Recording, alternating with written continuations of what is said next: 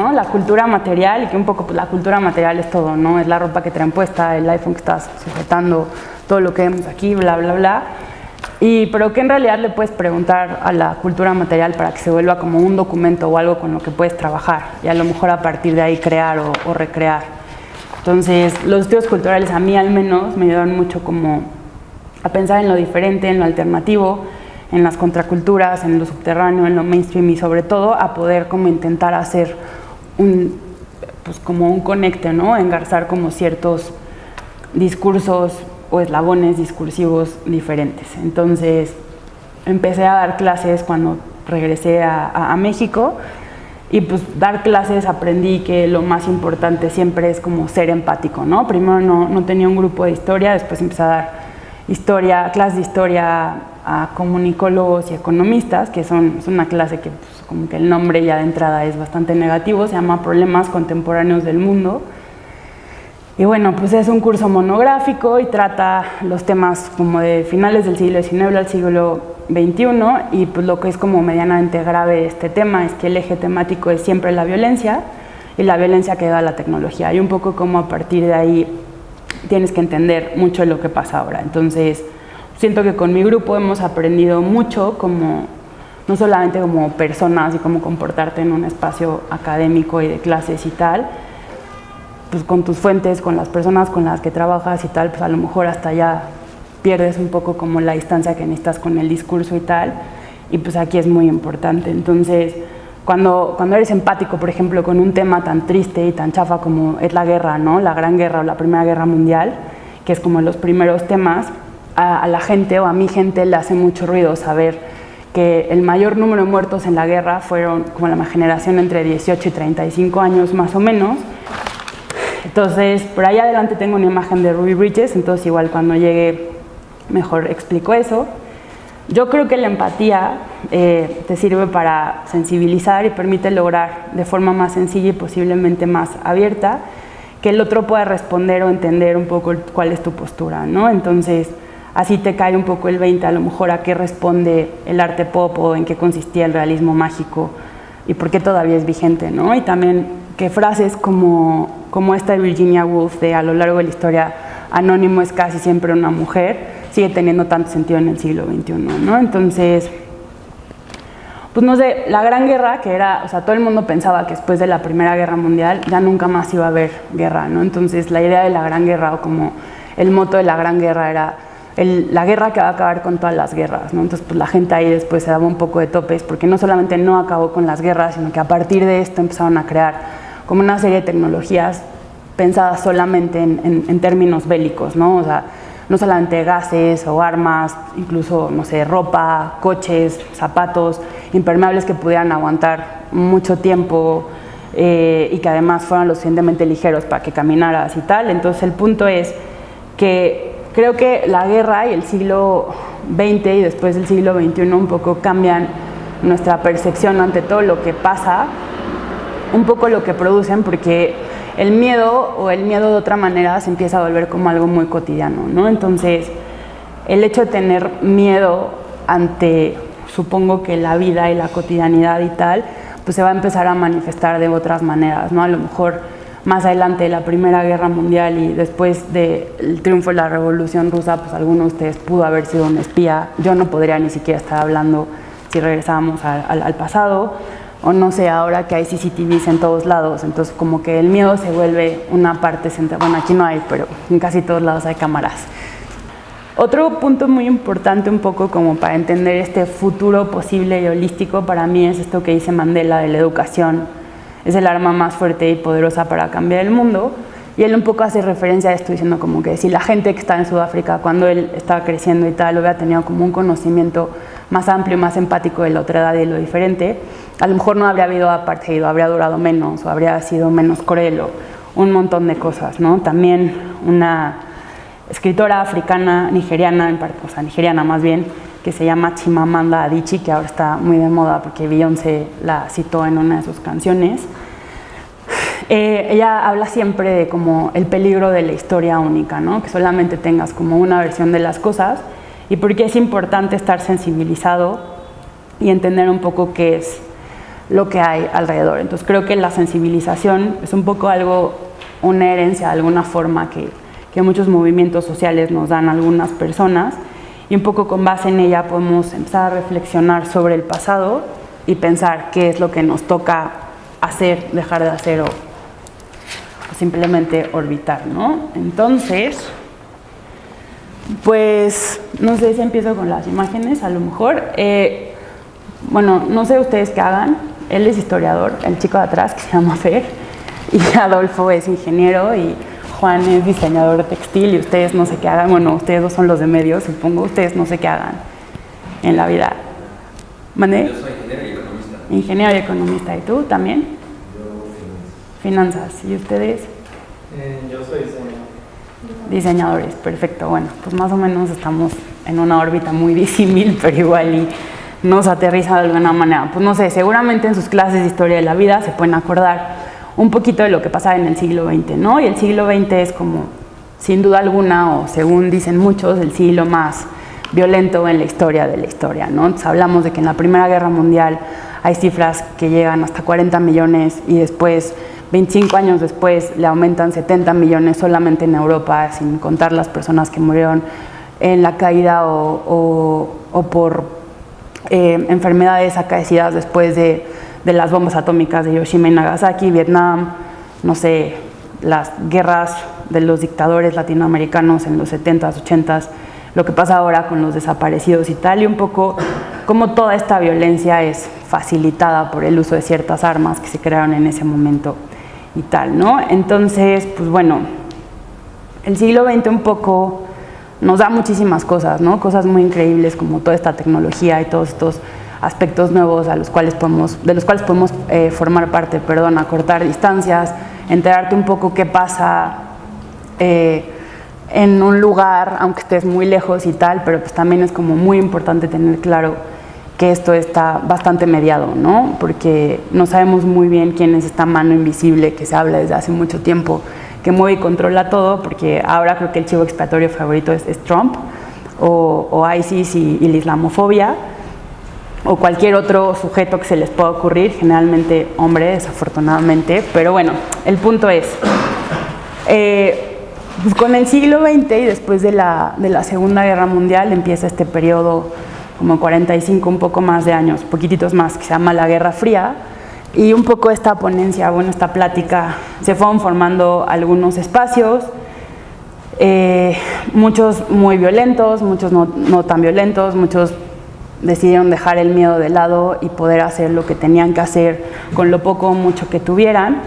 Y pues bueno, lo muy importante de este movimiento creo es que dieron paso a través de las ideas también, como de tener un arma y un discurso que pudiera cambiar las cosas, ¿no? Entonces, esta imagen que está ahí, que no sé si se vea muy bien atrás, arriba dice no a la guerra, otro mundo es posible, y abajo dice por un mundo en el que quepan todos los mundos. Y este es un poco, digo, pues creo que sí no se ve nada, pero hay como personas de diferentes culturas. Hay por ahí, no sé, supongo que alguien de algún país de África como Nigeria o Kenia, porque se ve por ahí una ropa, hay gente de México, hay celtales o chiles, mujeres musulmanas del Magreb, bla, bla, bla. Y pues esto un poco lo hace la persona que lo hizo, que se llama Olga Cecilia, no, ya se me olvidó el nombre, pero esa persona, un poco para empezar a acotar y sintetizar este discurso, ¿no? Que es lo que está posibilitando el siglo XX con toda la violencia que hay implicado, pues que en realidad sí otro mundo es posible a partir de escuchar como diferentes, pues no sé si discursos u opciones y tal, y ponerlos como en una licuadora y sale algo como más diverso y más incluyente. Entonces, pues como historiadora y como culturalista trabajamos mucho con el tiempo presente, y en particular trabajo como algunas posturas de arquitectos y tal, y esa es una de Louis Mumford, que es pues, un arquitecto muy importante, además urbanista y tal, y esto es un poco como con lo que me gustaría empezar a hablar de las imágenes y tal. Para él dice que la utopía es la vida real, aquí o en cualquier parte llevada hasta los límites de sus posibilidades ideales. Para mí el pasado es una fuente de utopías, tanto como el futuro y la intensa interacción entre esos dos aspectos de la existencia, incluidos los acontecimientos que pueden ser o no plenamente formulados o captados, constituyen una realidad que sobrepasa todo lo que uno puede imaginar o representarse mediante el solo ejercicio de la inteligencia pura. Entonces, esto es un poco como, bueno, me gusta empezar con eso generalmente o en muchas clases y cosas que he hecho, porque creo que como esta frase o esta cita un poco te dan una opción, ¿no? Como que no todo el tiempo pasado es mejor y a lo mejor no todo lo que viene va a ser necesariamente mejor, pero lo que está pasando ahora sí es como un punto de partida muy importante y como central, ¿no? Entonces, en algo de lo que mandé antes de empezar con esta plática, hablaba un poco como de la visión del Flaner, que es como personaje del siglo XIX que va caminando en los pasajes de París y tal, que lo retoma más tarde un intelectual alemán muy importante que se llama Walter Benjamin. Y bueno, el punto de Flaner es como que él llega a un pasaje que acaba, o sea, imagínate como el pasaje América o algo así, que tiene tiendas nuevas, entonces de repente tiene ahí como cualquier cantidad de vitrinas y cosas y espacios, y puede empezar a asomarse y ver cómo son los nuevos zapatos y, no sé, los abanicos o los sombreros o bla, no sé, los pasteles que estaban llegando y las nuevas modas. Y un poco yo lo trabajo así como con los discursos que no sé si sean necesariamente alternativos, pero que sí, pues creo que sientan un precedente como para cambiar el diálogo, ¿no? Y pues para mí el zapatismo es la culminación de eso en muchos sentidos, y pues si da tiempo les digo por qué.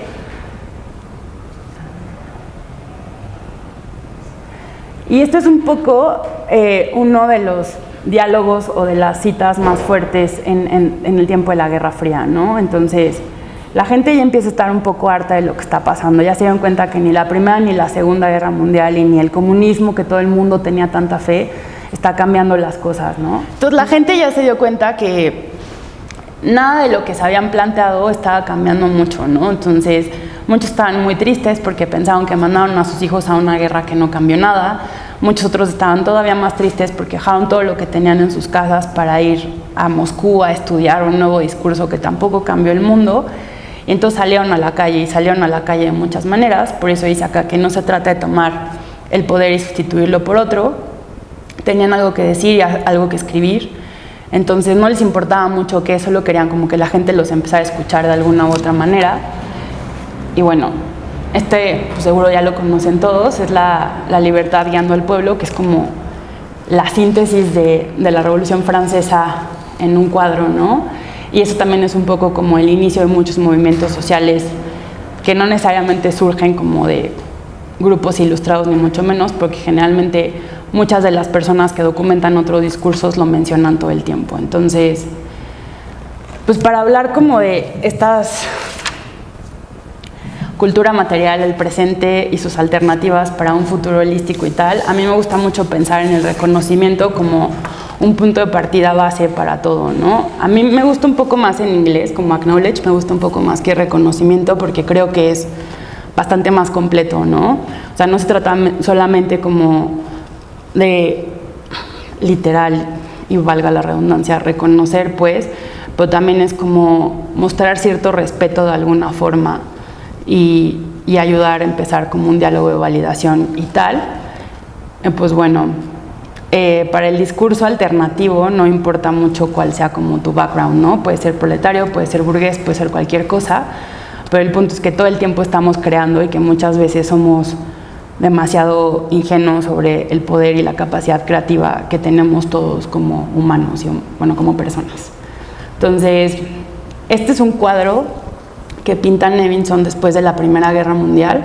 Creo que lo pinta más o menos en 1921 y se llama La Patria, ¿no? Él se sumó al cuerpo militar francés en la Primera Guerra Mundial, y para él uno de los shocks más grandes fue como empezar a pensar en todos estos caídos, ¿no? Gente, o sea, que se moría y se moría y se moría y ni siquiera habías terminado de levantar un muerto cuando ya había muchos muertos más.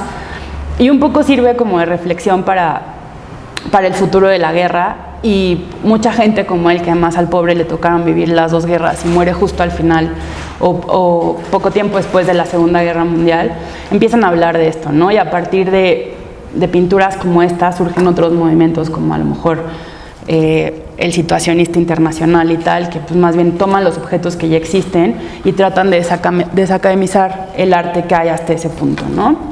Entonces, hijo, eso es el final, no sé por qué está ahí, pero bueno, muchas cosas pasan que creo que son bastante lindas después del trauma que había sido la Primera Guerra Mundial, ¿no? Y una de las cosas más increíbles que pasa en el discurso es como finalmente la inclusión, entre dos comillas muy grandes, verdaderamente activa de las mujeres en la vida cotidiana de otra manera, ¿no? Entonces, siempre habían trabajado a lo mejor en su casa, a lo mejor en el campo y tal, pero hasta después de la Primera Guerra Mundial empezaron a trabajar como en la fábrica y en la escuela, y empiezan a hacer como una nueva clase social que se llama pink collars, que generalmente son como las bibliotecarias o maestras o secretarias y tal.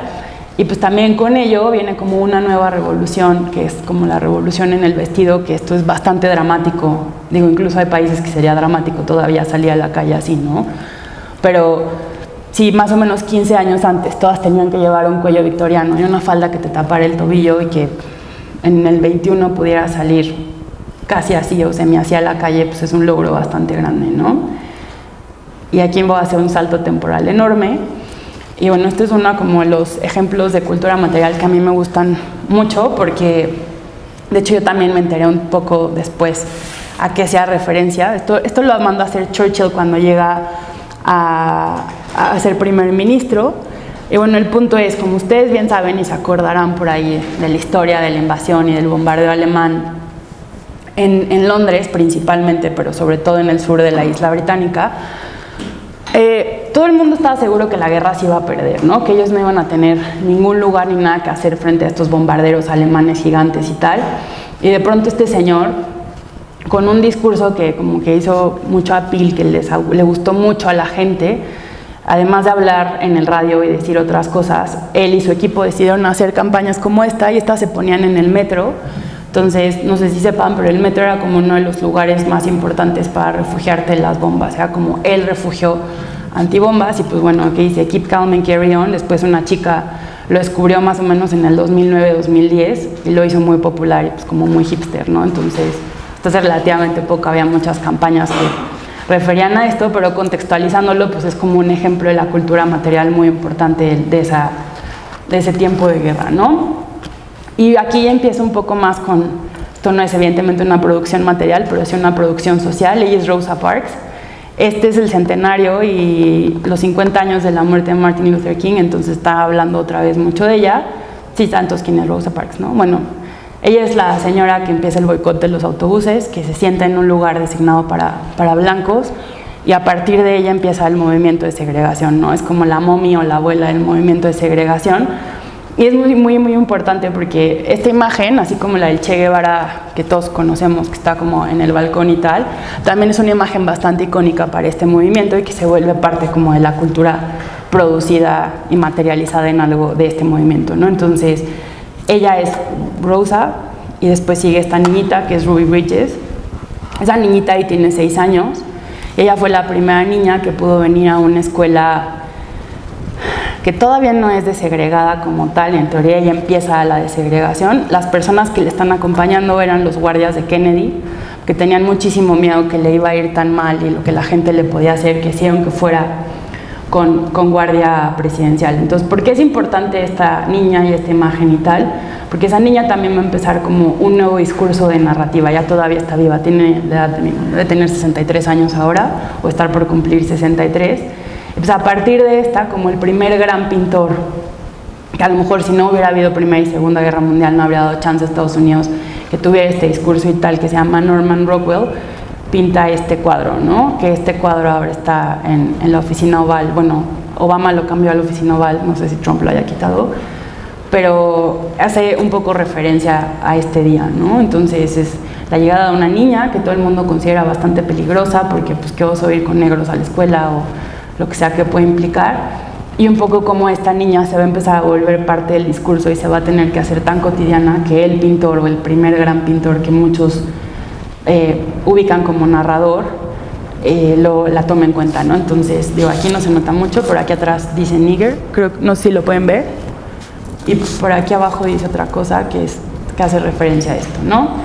Y a la par de ellos pues, están por supuesto estos dos, que si ya vieron, bueno, hay muchas pelis en este momento, y un poco lo que ellos van a crear como Black Panther, un poco lo que ellos van a crear a partir de su movimiento y a partir de las dos vertientes del mismo movimiento, van a hacer que símbolos que no necesariamente son materiales, pero sí símbolos de creación cultural humana, se vuelvan muy importantes, como es el puño levantado, ¿no? O sea, por ejemplo, ahora si alguien nace así, pues va a pensar que soy una nazi, pero en realidad a lo mejor soy una fanática de los romanos, estoy haciendo referencia a las legiones, pero ya nadie lo va a ver así. Y si alguien nace así, bueno, en México a lo mejor en estas generaciones pensarían que tiene que ver con el sismo y que guarde silencio, pero en una muy buena parte de la sociedad esto implica siempre pie de lucha, ¿no? Porque es como lo que hacían las panteras negras para indicar lo que estaba pasando. Ahí está, eso es en el estadio de los Pumas, de hecho, es CU, y ellos después de que ganaron los corredores la medalla. Y pues bueno, un poco este movimiento, el movimiento que empiezan ellos, va a dar pauta como a la creación de nuevos espacios, de nuevos discursos, muchas narrativas como muy interesantes y también a lo mejor la creación de objetos y de pósters y de prints y de maneras de vestir o de innovar o de mezclar y tal, que va a desembocar en otros lugares. Esta foto no me queda muy claro por qué está en este momento, pero bueno, es Woodstock, es 1969, como bien saben, la píldora anticonceptiva tiene relativamente muy poco de haberse comercializado. Yo me enteré hace poco que la inventó un mexicano, pero que nadie le quiso comprar la idea, entonces la tuvo que vender a otro laboratorio. Y bueno, este es como el mejor ejemplo de cómo lo que quiere romper con el discurso puede volverse después parte del discurso y al final del día innovar de otra manera, ¿no? Entonces, además de como esta idea del amor libre y la protesta contra los movimientos bélicos y tal, tienen un discurso nuevo que es muy incluyente, ¿no? Tienen un discurso donde un poco todo es válido siempre y cuando no ataque al otro o a la otra, y un poco, no solamente todo es válido, pero además todo es reconocible, entonces todo un poco merece como esta oportunidad de ser. Y creo que eso es un poco también lo que nos lleva a otros momentos de la vida y empezar a tener como diálogos más alternativos, ¿no?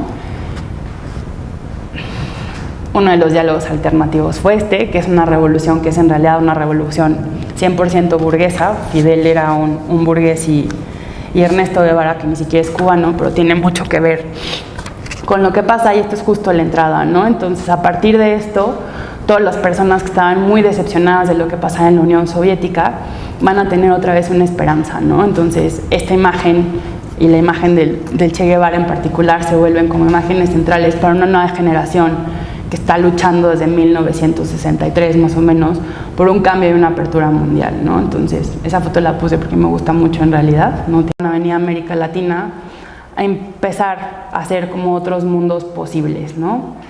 Entonces, o sea, aquí solamente han pasado 6 años o 7 años más o menos de las primeras escuelas desegregadas y ya tenemos como a la primera persona cantándole a una multitud impresionante, que en realidad no es la primera persona, porque es muy irónico que los negros sean tan mal vistos como parte de una sociedad, pero la música de los 20s, 30s y 40s un poco siempre hace referencia a músicos negros, ¿no? El jazz, Fitzgerald, y de pronto llega Elvis, entonces pues ahí la gente se vuelve loca, ¿no? Porque es como este señor que canta como negro, baila como negro, pero es blanco, entonces tenía todo lo que la gente quería un poco en ese momento.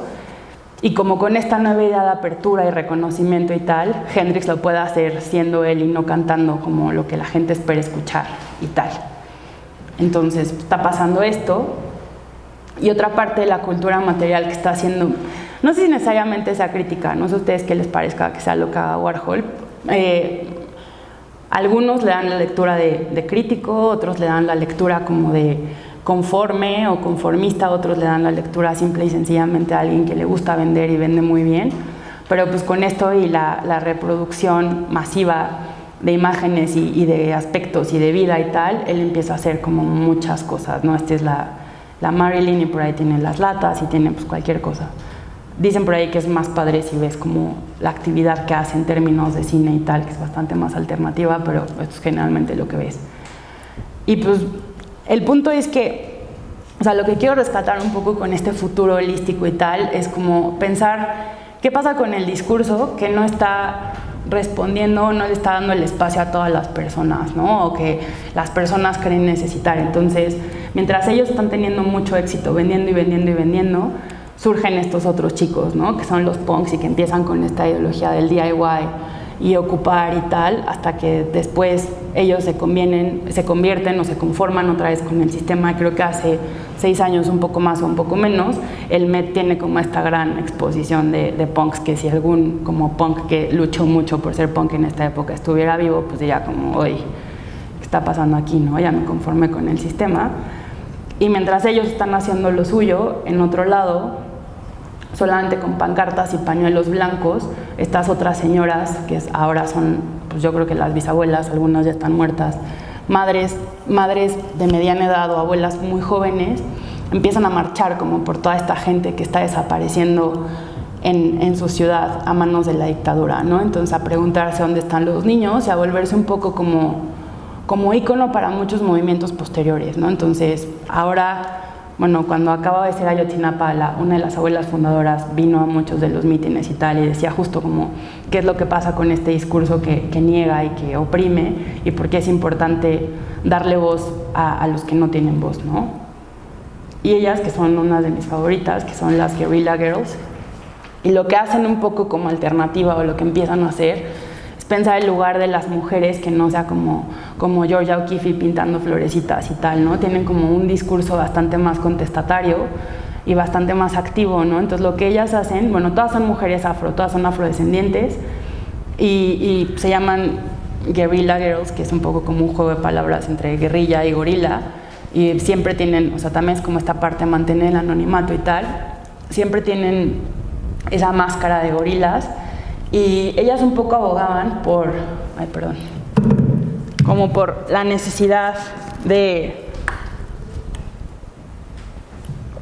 tener mujeres artistas y presentes en el movimiento en la movida, del arte y tal, y mujeres que tuvieran algo mucho que ver con una realidad museística, o museográfica, sin que tuvieran que estar desnudas. Entonces cuentan por ahí que si no hubiera sido por la Maja o por las señoritas de Botticelli o no hay muchos otros espacios para que las mujeres tengan una narración. Entonces lo que hicieron fue, a partir como el arte de la guerrilla o de la guerrilla art, empezar a llenar espacios, ¿no? Entonces, no sé, lo que hacían es, pues evidentemente no llegaban al espacio, o sea, no habrían estado aquí con la máscara, pero habrían tenido muchos flyers y, pues no sé, supongo que engrudo portátil o algo para pegar, y llenar como los baños y dejar como su evidencia en cualquier otro lugar. Entonces, ellas no es necesariamente que hayan querido empezar como algo underground, pero sí como algo alternativo, un poco ajeno al oficial. Y entonces digo, ahora ya no son tan ajenas porque ya exponen en galerías grandes y muchas otras cosas,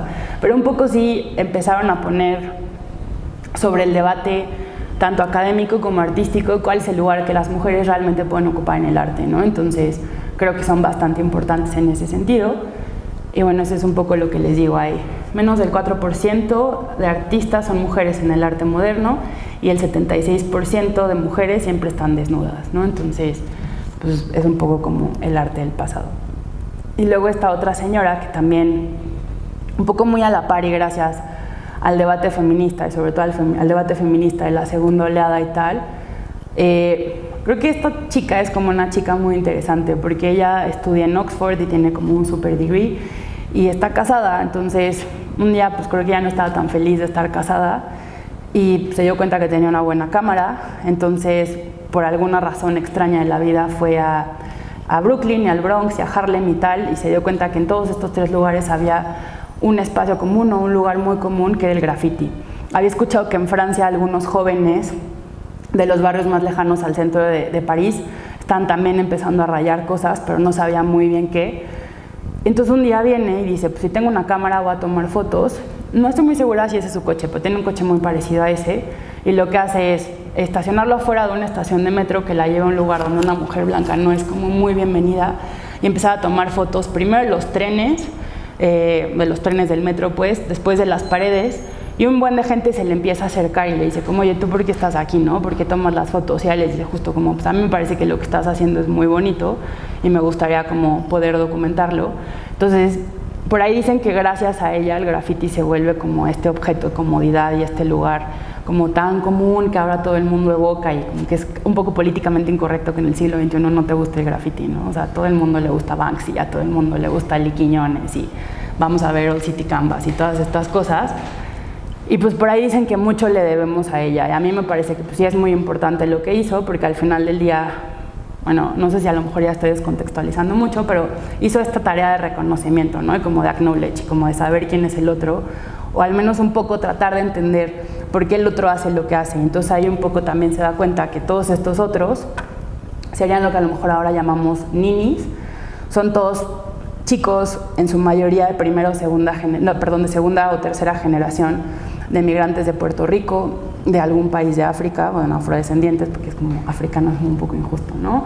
O de Jamaica y tal, y que pues ni sus papás tienen mucho dinero para mandarlos a la universidad, y además de todo, la ciudad es muy violenta en este momento, entonces no hay zonas como de esparcimiento tan lindas en los lugares donde ellos viven y pues, supongo que acceder a una lata de pintura no era tan cara y empiezan a rayar todo y se da cuenta que en esos rayones pues hay unos que son verdaderas obras de arte, ¿no? Y que hay gente que está haciendo cosas que valen mucho la pena y que quizás es importante tomar en cuenta y considerar, y entonces empieza a hacer como toda una antropología del graffiti que va desde encontrar como la libretita negra, bueno, no sé si sepan, que se supone que los grafiteros tienen siempre como una libretita negra donde empiezan a hacer su etiqueta, ¿no? Su tag o su nombre, y después de eso es como la lucha de dónde te vas a ubicar y hacerlo más grande, y cuando eres como bastante más bueno grafiteando empiezas a hacer además de tags y rayas y líneas, pues cosas como esa, ¿no? Entonces ella trabajó con gente o fotografió a gente muy importante, muchos se murieron en el camino, ya sea por violencia de pandillas, sobredosis o porque se cayeron del metro y los aplastó el tren, o porque dejaron el graffiti y se convinieron a la vida del no artista, ¿no? Y pues bueno, esto es el discurso alternativo desde el punto de vista de Martha Cooper, de los jóvenes que no tienen mucha voz y mucho que hacer en América Latina, y estos están en América Latina, no, en Estados Unidos. Ellos están sobre todo como en la zona de Nueva York, del estado de Nueva York, pero también hay una movida muy grande de gente que hace un poco lo mismo, pero más como protesta en el lado de California, y muchos de ellos son como los llamados chicanos, ¿no? Que es un poco así como se supone que llega el graffiti a México, y mientras ellos están haciendo lo suyo con ese discurso y tal, en México ya tiene un rato que se está empezando a gestar un movimiento que responde al de estos, perdón que les pase así, de estos señores, ¿no? Que bueno, hay por ahí bastantes más, pero esa foto es muy famosa, que son los teólogos de la liberación y que se dan cuenta que el trabajo de los indígenas es bastante mal pagado y que pueden empezar a hacer un movimiento. Y digo, la historia es muy larga y ya se la sabrán ustedes, pero así empieza un poco como el levantamiento en 1994, ¿no? Es una foto que toman, creo que después de la matanza de Acteal. Ellas no son niñas de Acteal, pero es un poco como llega el soldado y el ejército siempre a atacar o a intentar buscar culpables. Y lo que es medianamente o muy importante de esto es que creo que a partir de esto empieza también como una nueva forma de ver la cultura material. Pues no sé si autóctona necesariamente sea la palabra, nos dicen por ahí la cultura material de los pueblos originarios, pues pónganle el nombre que quieran, pues. Pero el punto es como hacer otra valoración de lo mucho o poco que estas personas pueden hacer, y además de eso, también de dar espacios de lo propio a partir de esa como uniqueness, pues como esa propiedad, autenticidad, no tengo idea. Entonces, pues no sé, empiezan a valorar tejidos como este que generalmente la gente reprueba, y a valorar otras nuevas formas de identidad, de relación y de un montón de espacios y cosas más, y empiezan a crear las escuelitas zapatistas, que son lugares muy famosos. No sé si alguno de ustedes ha estado en Chiapas. Si han estado en Chiapas, seguramente pasaron por algún municipio autónomo y pasaron por alguna escuelita zapatista. Se caracterizan por tener muchos colores en la entrada. Y bueno, que es lo muy como bonito, romántico y mágico de la escuelita zapatista, que es 100% una educación que responde a la educación que las comunidades necesitan. Entonces, muchos dicen que por ahí también es sesgar de alguna manera lo que pasa, ¿no? Lo que necesitas saber. Pero yo me acuerdo que alguna vez en alguna como convención decían, ¿por qué tengo que aprender que en invierno cae nieve, que en primavera salen las flores y en verano hace calor y en otoño los árboles se ponen cafés? Donde yo vivo hay lluvia o no lluvia. Entonces, a lo mejor sería bueno que yo aprendiera eso en la escuela, ¿no? Y no lo demás. Entonces, bueno, además de aprender la lluvia y la no lluvia, aprenden en su idioma, que es algo muy importante, y empiezan a partir de ellos y discursos similares, pues un discurso de interculturalidad que en México al menos no se conocía. Y a partir de eso empiezan a desarrollar otro tipo de cultura material que empieza a darle la vuelta al mundo, ¿no? Entonces de pronto te das cuenta que en Chiapas hay una comunidad sueca muy importante que es la que está haciendo los libros para estos niños, una comunidad suiza que tiene, no sé si ubican como popote gigante que es para filtrar el agua, el de Vestergaard, bueno, que hacen un poco lo propio para que finalmente esta gente pueda tener, esta gente suena horrible, estas personas puedan tener como, pues no sé, agua limpia, que el Estado ha fallado en darles todo el tiempo, o al menos la atención básica y necesaria para que puedan ser parte de la vida. Y pues a partir de eso también empiezan a surgir como otro tipo de diálogos y de reconocimientos, y esto es un ejemplo de ello, eso es arquitectura vernácula. El señor que hizo esto es Oscar Haberman, él lleva mucho tiempo atrás, es un viejito, ay, ¿está bien? Un viejito ya es una persona muy mayor, perdón, y bueno, lo que él hace es, justo como el nombre le indica, diseñar a partir de lo vernáculo y de lo propio de la comunidad. Y pues esto a la gente le da mucho gusto, ¿sabes? Porque el hecho de que llegue, no sé si siempre tiene que ser el hombre blanco o la mujer blanca de fuera, pues, y un poco empieza a retomar lo que eres tú a partir de quién eres, de cómo construyes y tal, para hacer cosas como una escuela que para muchos es algo muy violento, pues cambia un poco la percepción de lo que pasa, ¿no? Entonces, esa es una universidad ahora que se llama Instituto Cultural Ayú, que está en la zona Mije, en el norte del estado de Oaxaca, y pues es muy bonita, si algún día pueden vayan, hace mucho calor, pero está bastante padre. Y bueno, pues ya llegando un poco más como a lo contemporáneo de la cultura material y tal, este es un Banksy, creo que todos lo reconocen siempre. Es un Banksy que está en la Franja de Gaza, y bueno, pues no sé, no hay mucho que interpretar, supongo, ¿no? Es una paloma de la paz que tiene un chaleco antibalas y pues en un lugar donde es claro que la paz no va a estar cercana próximamente, pero que sí un poco da la vuelta. Y entonces lo importante de esto es que cuando Banksy llega y raya esta pared o postea esta pared o hace un stencil en esta pared, mucha gente que no sabe qué está pasando se entera de lo que está pasando, ¿no? Y a lo mejor este discurso ya no solamente se queda relegado a los alebrestadores políticos o a las personas de pseudoizquierda o ¿cómo es esto? A la caviar izquierda de la ciudad y estas cosas, ¿no? A lo mejor este discurso empieza a trascender otros espacios y otras relaciones.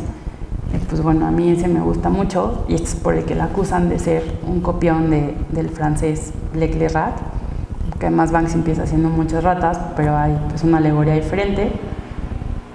Y esta es otra vez en el muro, ¿no? Donde están estas personitas, estos que son querubines, renacentistas, pues, jalando un lugar que no tiene nada de lindo, ¿no? Que es un poco como el muro que nos espera, ¿o no?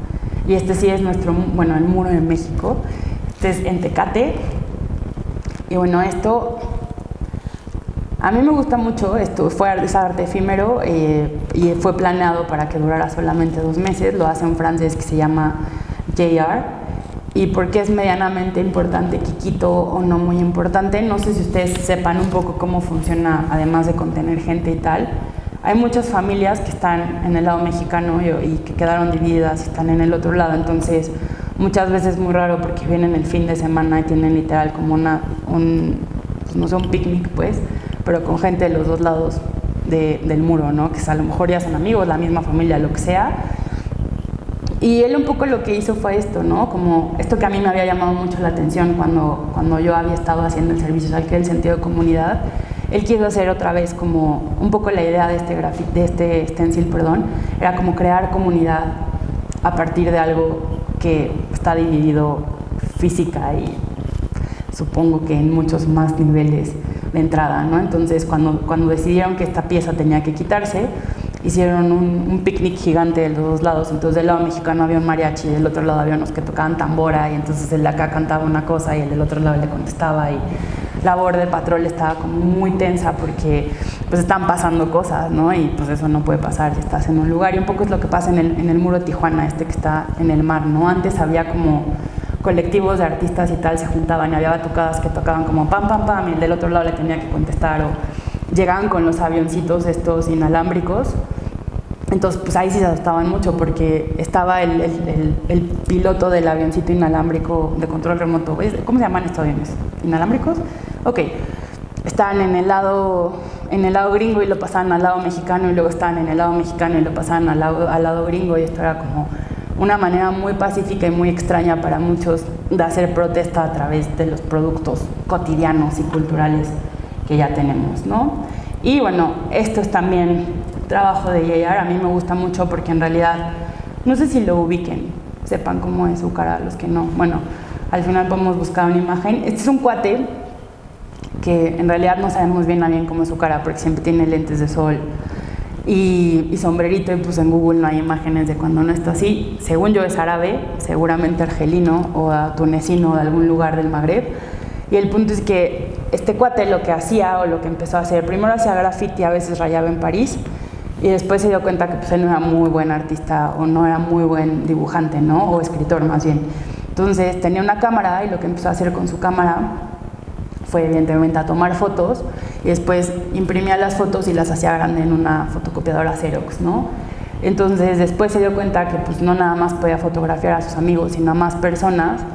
Y este es un proyecto que a mí me parece muy bonito, que hizo en Israel hace unos 6 o 7 años, no, yo creo que más, creo que en el 2009.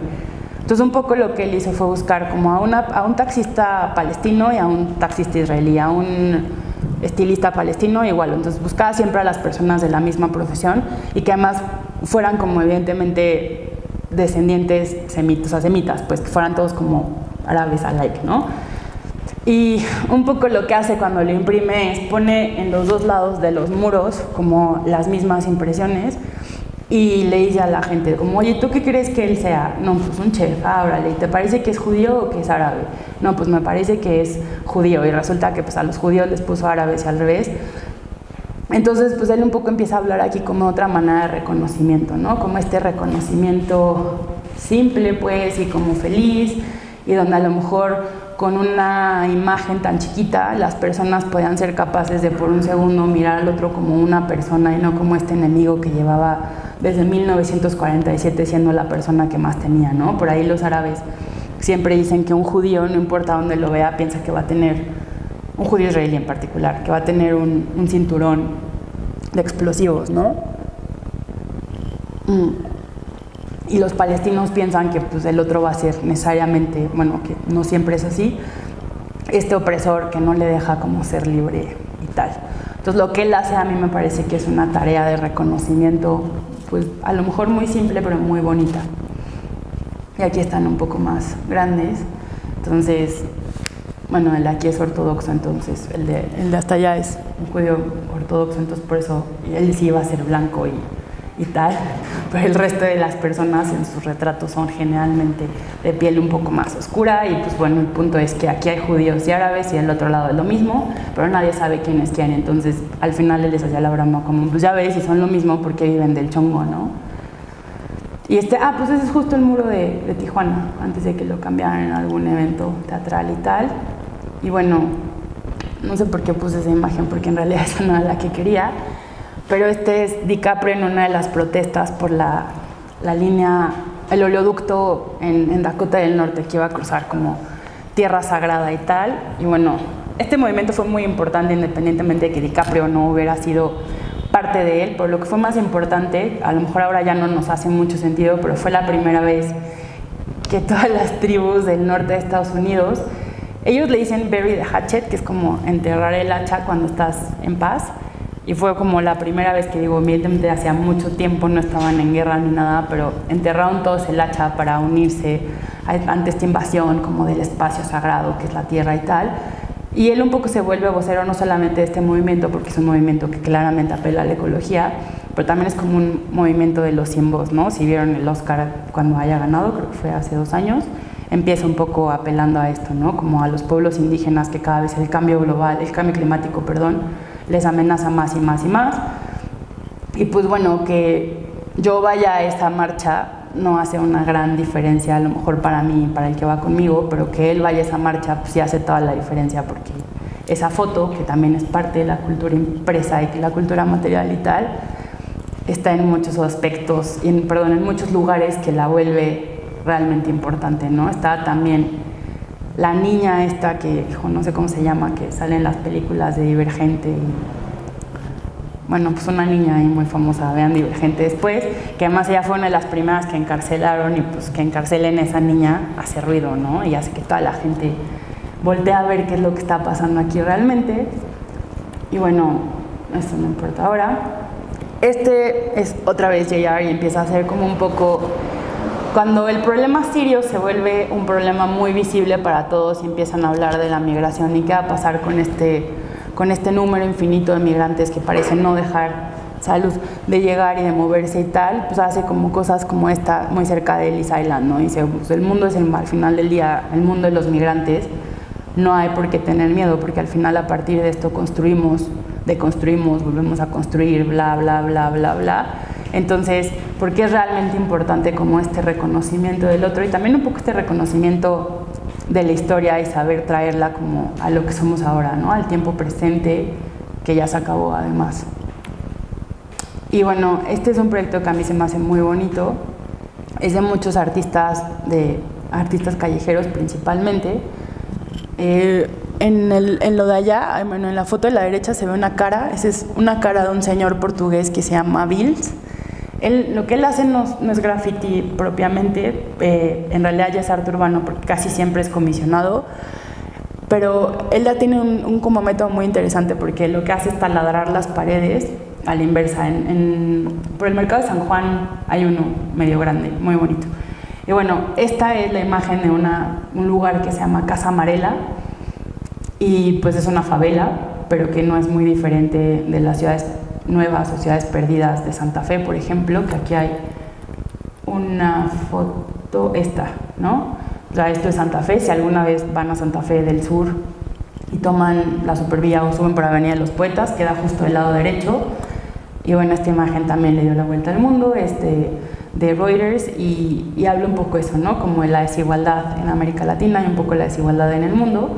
Y esto es un poco lo que la Casa Amarela trata de combatir, Entonces, la Casa Amarela surge como un espacio que supongo que también fue un espacio que no les donó el gobierno ni les donó nadie, y lo que hacen es pues llamar a gente para que talleres para niños, niñas y señoras principalmente, y que todas las personas que crecen aquí como sin ninguna alternativa real tengan al menos un espacio de esparcimiento bastante sano, ¿no? Como todos los lugares que trabajan en comunidades oprimidas y vulnerables, pues hay reglamentos muy claros.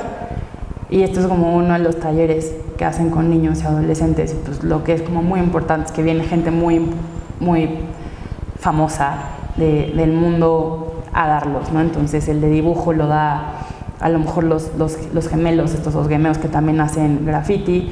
El de foto lo da Marta Cooper o Frida Katz o bla, bla, bla. Y así. Y pues ella es Chimamanda Adichie. Ella no es necesariamente una artista en términos gráficos, pues ella es una escritora y es la que dice que por qué es importante empezar a ver otro mundo y empezar a escuchar otros discursos para poder empezar a cerrar el discurso. Y voy a regresar a ella y pues bueno, estos son como los primeros colectivos que empezaron a hacer arte digital hackeando y tal. Y bueno, voy a llegar ahí en un momento.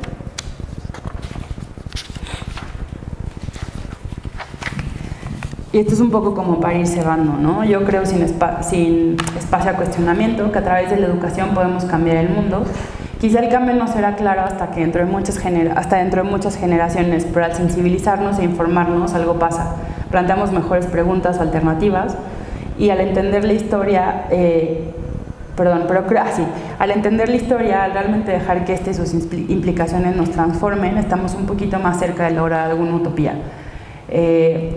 Una utopía que sea incluyente, o sea, para todos, para todas, no importa dónde vivas ni de qué color seas, y que el mundo sea menos complicado. Entonces, también es un poco esta idea de que creo que es al final un poco lo que todos o muchos creemos, ¿no? Como esto de vivir y dejar vivir y saber entender y respetar las diferencias y a través de espacios que busquen el bien común, ¿no? Yo creo que un espacio como este es un ejemplo clarísimo.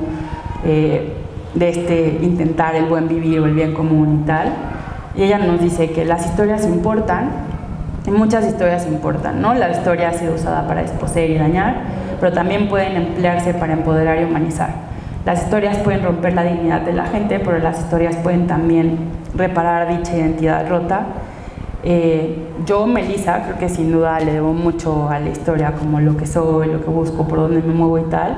Y pues sí creo que en ese sentido la educación es muy importante para sí, sensibilizar y lograr un cambio, ¿no? Y en este sentido la cultura material es a lo mejor el ejemplo más claro. Es que traía un aparatito que estaban en la Segunda Guerra Mundial, pero creo que no lo eché.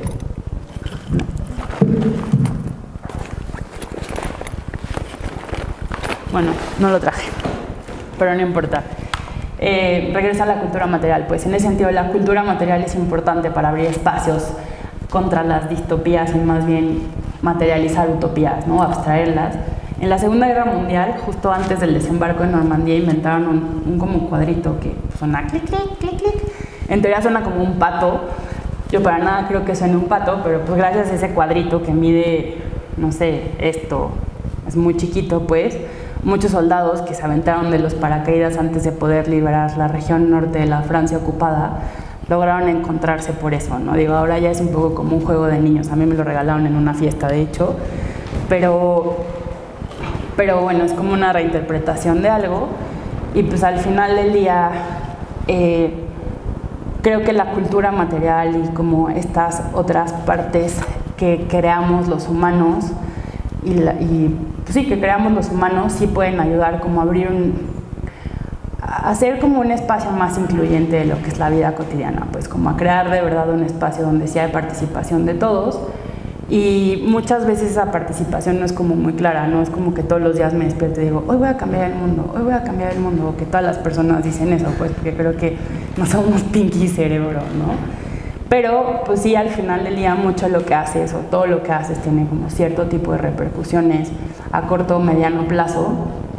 Y pues me gustaría cerrar con este poema de Jorge Luis Borges que se llama Los Justos, y dice: un hombre que cultiva su jardín, como quería Voltaire, el que agradece que en la tierra haya música, el que descubre con placer una etimología, dos empleados que en el café de Sur juegan un silencioso ajedrez, el ceramista que premedita un color y una forma, el tipógrafo que combina bien esta página que tal vez no le agrada, una mujer y un hombre que leen los tercetos finales de cierto canto, el que acaricia un animal dormido, el que justifica o quiere justificar un mal que le han hecho, el que agradece que en la tierra haya Stevenson, el que prefiere que los otros tengan razón. Esas personas que se ignoran están salvando el mundo.